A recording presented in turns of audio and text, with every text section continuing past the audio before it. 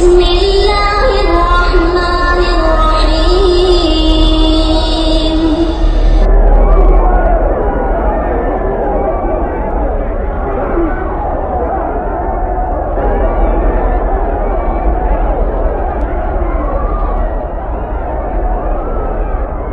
ان الحمد للہ نحمده ونستعینه ونستغفره ونعوذ باللہ من شرور انفسنا ومن سیئات اعمالنا من يهده الله فلا مضل له ومن يضلل فلا هادي له واشهد ان لا اله الا الله وحده لا شريك له واشهد ان محمدا عبده ورسوله. اما بعد فان خير الحديث كتاب الله وخير الهدي هدي محمد صلى الله عليه وسلم وشر الأمور محدثاتها وكل محدثة بدعة وكل بدعة ضلالة وكل ضلالة في النار. رب اشرح لي صدري ويسر لي أمري واحلل عقدة من لساني يفقهوا قولي. رب أعوذ بك من همزات الشياطين وأعوذ بك رب أن يحضرون. أعوذ بالله السميع العليم من الشيطان الرجيم. كل نفس ذائقة الموت وَإِنَّمَا تُوَفَّوْنَ أُجُورَكُمْ يَوْمَ الْقِيَامَةِ فَمَنْ زُحْزِحَ عَنِ النَّارِ وَأُدْخِلَ الْجَنَّةَ فَقَدْ فَازَ وَمَا الْحَيَاةُ الدُّنْيَا إِلَّا مَتَاعُ الْغُرُورِ. سورۃ آل عمران آیت 185 میں نے آپ کے سامنے پڑھی ہے. اس میں اللہ رب العزت نے ارشاد فرمایا ہے کل نفس ذائقۃ الموت. ہر نفس نے موت کو چکھنا ہے. موت وہ پیالہ ہے جسے کہ ہر کسی نے لازماً پینا ہے. وَإِنَّمَا تُوَفَّوْنَ أُجُورَكُمْ يَوْمَ الْقِيَامَةِ قیامت کے دن تمہیں تمہارے تمام اعمال کا مکمل بدلہ دیا جائے گا. کسی قسم کی کوئی کمی بیشی نہیں کی جائے گی. فَمَنْ زُحْزِحَ عَنِ النَّارِ وَأُدْخِلَ الْجَنَّةَ فقد فاز. جو جہنم سے بچا دیا گیا اور جنت میں داخل کر دیا گیا فقد فاز، وہ کامیاب ہو گیا، اس نے فوز و فلاح پا لی. وَمَا الْحَيَاةُ الدُّنْيَا إِلَّا مَتَاعُ الْغُرُورِ. اور یہ دنیا کی زندگی یہ تو دھوکے کا سامان ہے، یہ تو محض دھوکے کی ٹٹی ہے. اللہ رب العزت نے ہمیں یہ بتایا ہے کہ یہ دنیا ہمیشہ رہنے والی نہیں ہے. یہاں کوئی پیدا ہوتے ہی اس دنیا سے رخصت ہو جاتا ہے، کوئی چند سال گزار کر کوئی عین عنفوان شباب میں جوانی کے عالم میں رخصت ہو جاتا ہے، اور کسی کو بڑی لمبی عمر ملتی ہے تو وہ 60 70 80 100 اور 100 سے آگے تو پھر بہت ہی کم لوگ جاتے ہیں. نبی صلی اللہ علیہ وسلم نے ارشاد فرمایا اعمار امتی بین 60 و 70. میری امت کے لوگوں کی عمریں 60 اور 70 سال کے درمیان ہیں.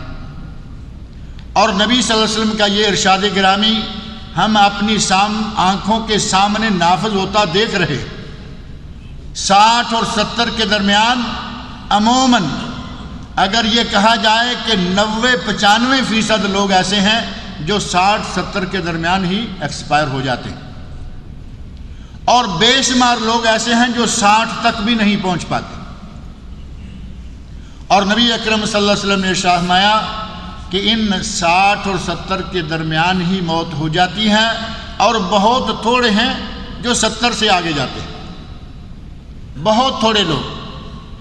اور مر کر اگر زندگی کا معاملہ ختم ہو جائے، موت آ گئی، اب ہمیشہ کے لیے سب کچھ ختم ہو گیا، تو یہ تو بڑا ہی آسان مسئلہ تھا، موت آئی اور جان چھوٹی. اور اگر ایک مومن کا یہ ایمان ہے کہ مرنے پر معاملہ ختم نہیں ہوگا بلکہ نئی زندگی کا آغاز ہو جائے گا، آدمی اگلی زندگی کے لیے، آخرت کے لیے اسے کچھ عرصہ برزخ میں رہنا ہوگا، قبر میں گزارنا ہوگا، اس کے بعد محشر ہوگا. آدم علیہ السلام سے لے کر قیامت تک آنے والے تمام انسانوں کو اللہ ایک میدان میں جمع کرے گا، میزان قائم ہوگا، اچھے اور برے کا حساب ہوگا. نیکوں کو نیک بدلہ اور برے لوگوں کو برا بدلہ دیا جائے گا۔ وَإِنَّمَا تُوَفَّوْنَ أُجُورَكُمْ يَوْمَ الْقِيَامَةِ، قیامت کے دن سب کو پورا بدلہ۔ نیکیاں کی ہیں نیک بدلہ، اور برائیوں میں عمر گزاری ہے تو برا بدلہ۔ اللہ نے فرمایا توفون، پورا دیا جاؤ گے، کسی کو اس کے نیک اعمال کے بدلے میں کم نعمتیں نہیں ملیں گی، اور کسی کو اس کے برے اعمال کے بدلے میں اس کے انصاف سے زیادہ عذاب یا سزا نہیں ہوگی۔ اللہ رب العزت نے یہ ہماری زندگی بنائی ہے لِنَبْلُوَكُمْ أَيُّكُمْ أَحْسَنُ عَمَلًا۔ سورۃ الملک بالکل شروع میں تبارک الذی بیدہ الملک، آگے اگلی ہی آیت میں الذی خلق الموت والحیات لیبلوکم ایکم احسن عملا۔ اے لوگو، برکتوں والی وہ ذات ہے جس نے موت و حیات کو بنایا لیبلوکم ایکم احسن عملا، تاکہ وہ تمہیں آزما کر دیکھے کہ تم میں سے اچھے عمل کرنے والا کون ہے۔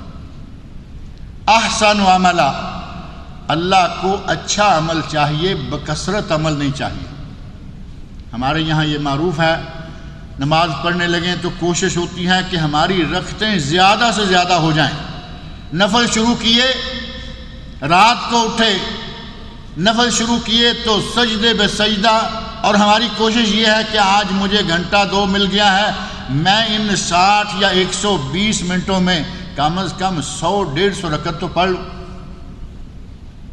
اللہ رب العزت فرمایا ایکم احسن عملا لیبلوکم ایکم احسن عملا، اللہ تمہیں یہ آزما کے دیکھنا چاہتا ہے کہ تم میں سے اچھا عمل کون۔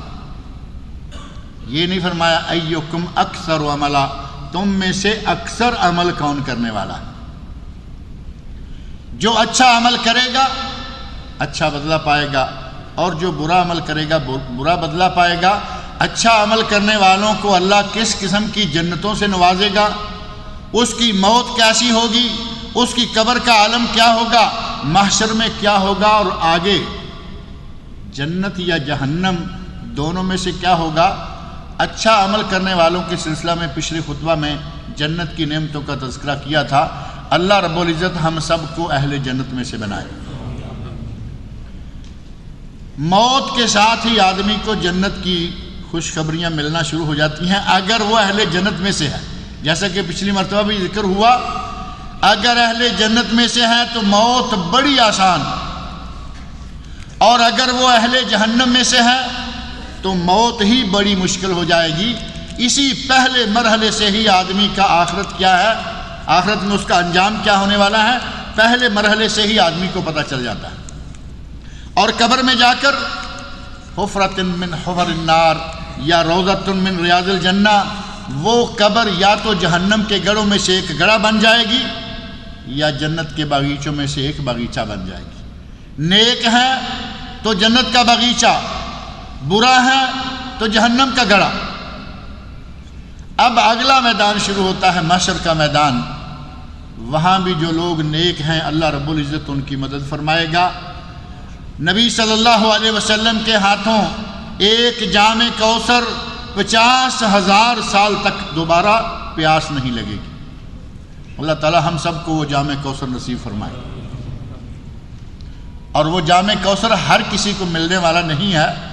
پچھلی مرتبہ بھی میں نے یہ اشارہ کیا تھا، صحیح مسلم میں حدیث موجود ہے، نبی صلی اللہ علیہ وسلم اپنی آنکھوں سے ایک جماعت کو آتے ہوئے دیکھیں گے، لگے گا کہ یہ میری جماعت، میری امت، میرے لوگ، لیکن حوض کے قریب آنے سے پہلے اللہ ان کی راہ میں دیوار کھڑی کر دے گا، اور نبی اکرم صلی اللہ علیہ وسلم کے استفسار پر اللہ فرمائے گا اِنَّكَ لَا تَدْرِي مَا أَحْدَثُوا بَعْدَكَ، اے میرے نبی تو نہیں جانتا کہ ان لوگوں نے تیری شریعت میں، تیرے دین میں تیرے بعد کیا کیا اپنی طرف سے ملاوٹیں کی تھی، کیا کیا بدعات ایجاد کی تھیں، تیری سنتوں کو چھوڑ کر ان لوگوں نے اپنی مرضی سے دین چلانا شروع کر دیا تھا۔ وہ جام کوثر اللہ ان کو دے گا جو نبی اکرم صلی اللہ علیہ وسلم کی سنت کی اتباع کرنے والے، نبی کے لائے ہوئے دین کو اسی انداز سے اپنانے والے ہیں جس انداز سے خود نبی اکرم صلی اللہ علیہ وسلم نے اپنایا۔ جام کوثر مل گیا 50,000 سال، گویا کہ سمجھے میرا پار ہو گیا انشاءاللہ۔ اللہ تعالی ہم سب کو نصیب فرمائے۔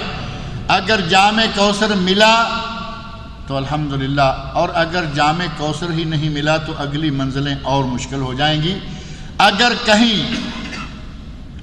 کہیں دوسری طرف جانا پڑا، اللہ تعالی ہم سب کو محفوظ رکھے۔ نبی اکرم صلی اللہ علیہ وسلم نے حتیٰ کہ خود قرآن کریم میں اللہ رب العزت نے جہنم کا بڑی کثرت کے ساتھ تذکرہ فرمایا ہے کہ جہنم کیا ہے، اس سے بچ جاؤ، جنت کیا ہے، اس کی طرف رغبت کرو۔ اللہ رب العزت نے فرمایا سارعوا الی مغفرۃ من ربکم والجنہ، اللہ کی مغفرت اور جنت کی طرف بھاگو، دوڑو، محنت کرو، جنت حاصل کرنے کی کوشش کرو۔ عرضھا عرض السماوات والارض، اس جنت کی وسعتیں کتنی ہیں؟ جتنی زمین و آسمان کی وسعتیں ہیں اتنی وسعتیں اس جنت کی ہیں۔ اور اس کی وسعتوں کا تذکرہ پچھلے جمعہ میں کیا گیا تھا۔ جہنم کتنی بڑی ہے، اللہ تعالی ہم سب کو محفوظ رکھے۔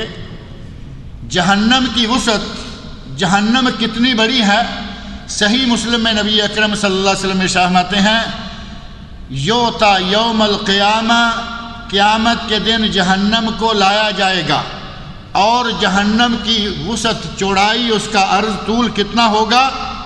یوتا بجہنم یومئذ، قیامت کے دن اسے لایا جائے گا، لہا 70,000 زمام، اس جہنم کی 70,000 نکیلیں ہوں گی۔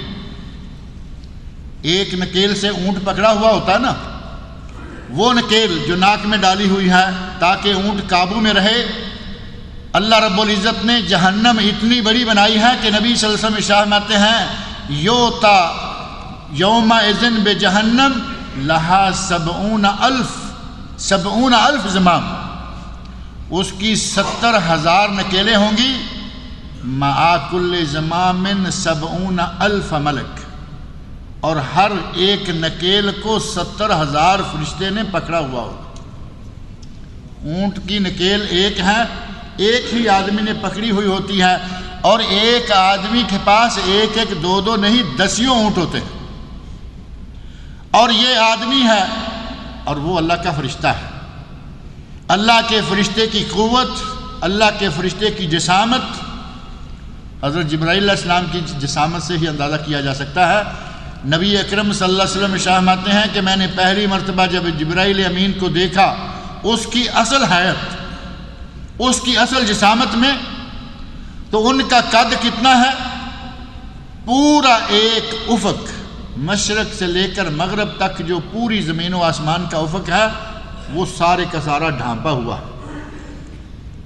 ایک فرشتہ اتنا بڑا، اور 70,000 نکیلیں، اور ہر نکیل پر 70,000 فرشتہ ہوگا۔ اتنی بڑی جہنم ہوگی جو کہ تیار کی گئی۔ اس جہنم کی گہرائی کتنی ہے؟